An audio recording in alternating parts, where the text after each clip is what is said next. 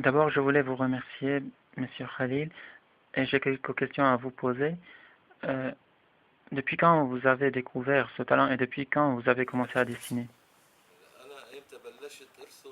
J'ai commencé à dessiner peut-être à l'école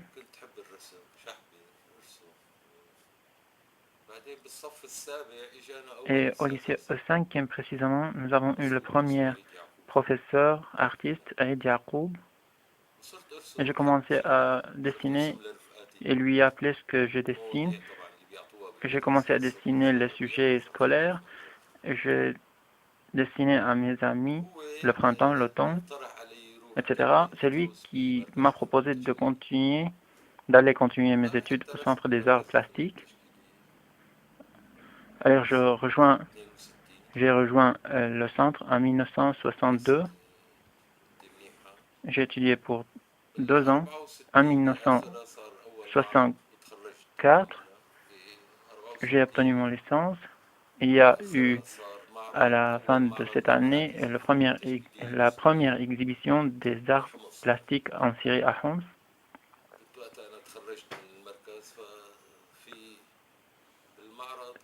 Cette exhibition était pour l'essentiel des centres des arts plastiques et j'ai obtenu mon premier prix et ce qui m'a rendu très très heureux.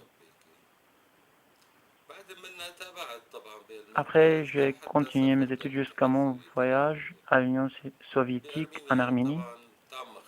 Là, j'ai approfondi mes études.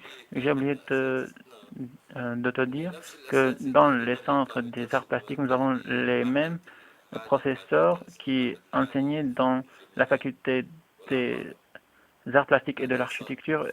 Et après, ils se sont séparés. Chaque faculté est devenue à part.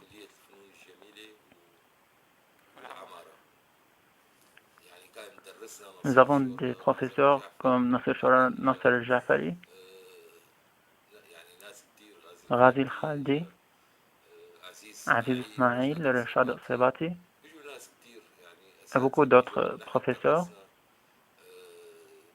Mahmoud Jalal, Jacques Wardé, Stoyo Todorov,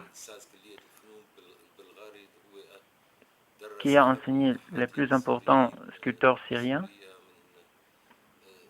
comme Abdeslam Atramiz, Nashat Radoun, Wadi Rahme.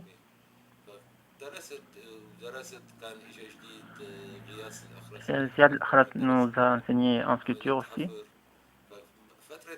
Cette période était très riche pour moi. Il est vrai que ce n'était pas une faculté officielle, une faculté des amateurs, mais les matières étaient supervisées par des enseignants. Et nous avons des matières comme l'histoire de l'art, perspective, etc. Après, j'ai voyagé en 1967 à l'Union soviétique en Arménie. J'ai fait un cycle préparatoire pendant un an. J'étais le premier étudiant étranger qui rejoint la faculté des arts plastiques parce que ce n'était pas accessible pour tout le monde de rejoindre le département de la photographie à l'huile ou la sculpture.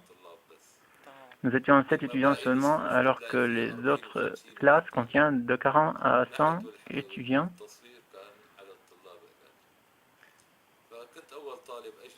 Alors j'étais le premier étudiant étranger qui rejoint cette faculté. L'étude était dans ces départements 6 ans et non 4 ou 5 ans comme les autres départements.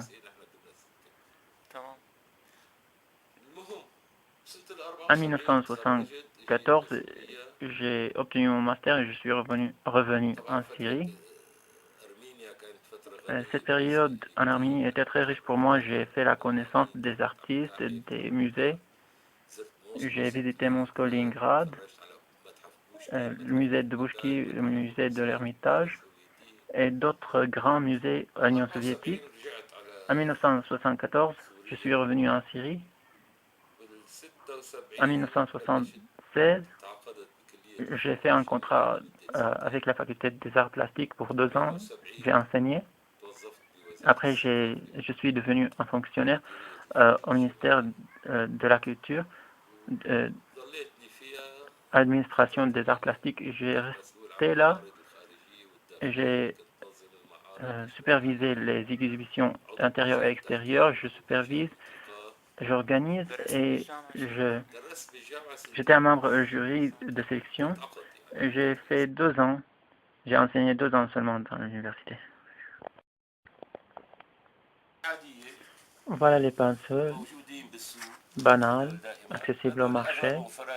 La plupart sont des pinceaux des couleurs à l'huile. Voilà 2 pinceaux des couleurs à l'eau, fabriqués de la fourrure du martre, plumes fins, pinceaux banals. La plupart sont synthétiques, fabriqués du nylon ou de poils d'animaux peu chers. Il y a d'autres pinceaux plus fins pour les couleurs acryliques. Si vous voulez ombrer avec une autre couleur, voilà les couleurs pastel, fabriquées de cire industrielle.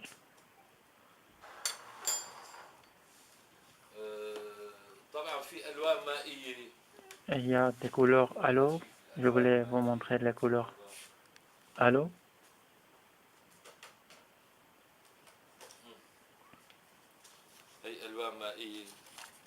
Voilà des couleurs à l'eau.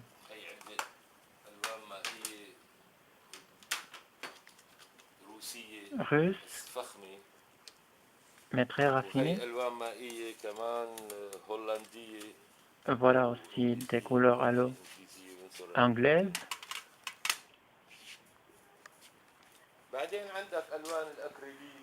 Et vous avez aussi des couleurs acryliques.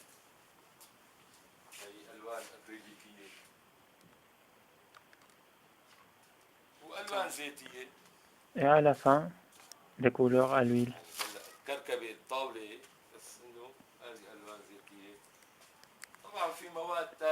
Il y a d'autres matériels comme le vernis, le térébenthine, qui sont utiles dans la peinture. Il y a par exemple ces 2 tableaux. Ils sont dessinés avec les couleurs acryliques. Et celui-ci, il est dessiné avec les couleurs à l'huile. Et ce tableau de grenade aussi. Celui-ci est dessiné de mélange de matériel. Voilà un type que j'ai dessiné et je dessine jusqu'à maintenant. C'est vrai qu'il est plus proche au graphique, à la graphique. J'ai utilisé le style de contraste entre les couleurs.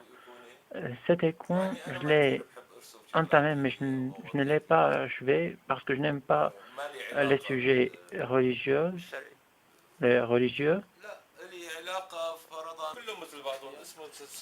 Voilà les couteaux de mélange que j'utilise pour mélanger les couleurs. Chacune a une mesure, chacune a un modèle. Et voilà le stylo avec lequel j'ai dessiné ce tableau, l'arbre, et celui-là.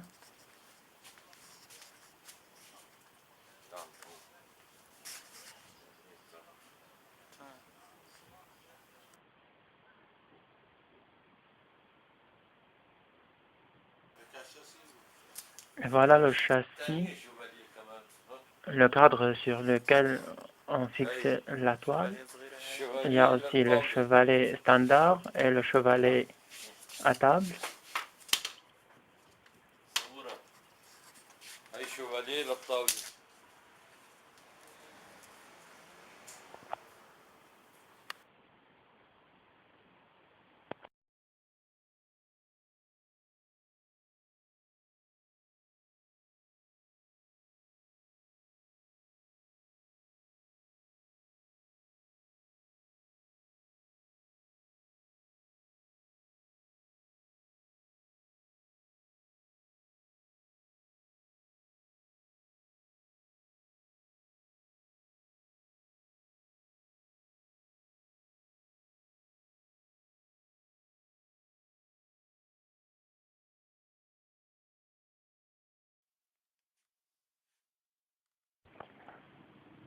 Avant la rencontre, j'avais dans la tête un plan. Je vais faire une interview banale, filmer les outils et les couleurs et les tableaux avec un artiste quelconque, mais après, j'ai réalisé que je suis devant un grand artiste, un artiste syrien, un artiste international, qui est digne aux autres artistes célèbres, car ses études, sa carrière, tout cela, et surtout, il est modeste et rigolo. Il aime la vie et il s'exprime avec les couleurs. Ça m'a réchauffé le cœur d'avoir des artistes syriens de ce niveau.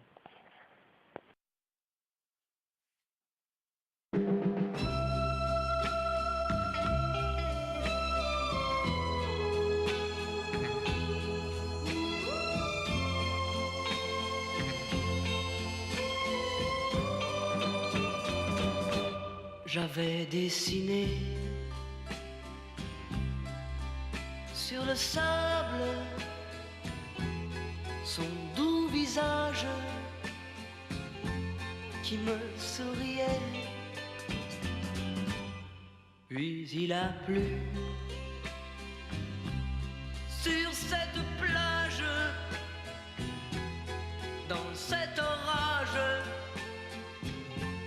elle a disparu. Et j'ai crié, Aline, pour qu'elle revienne. Et j'ai pleuré, oh j'avais trop de peine. Je me suis assis auprès de son âme, mais la belle dame s'était enfuie. Je l'ai cherché sans plus y croire et sans un espoir pour me guider. Et j'ai crié,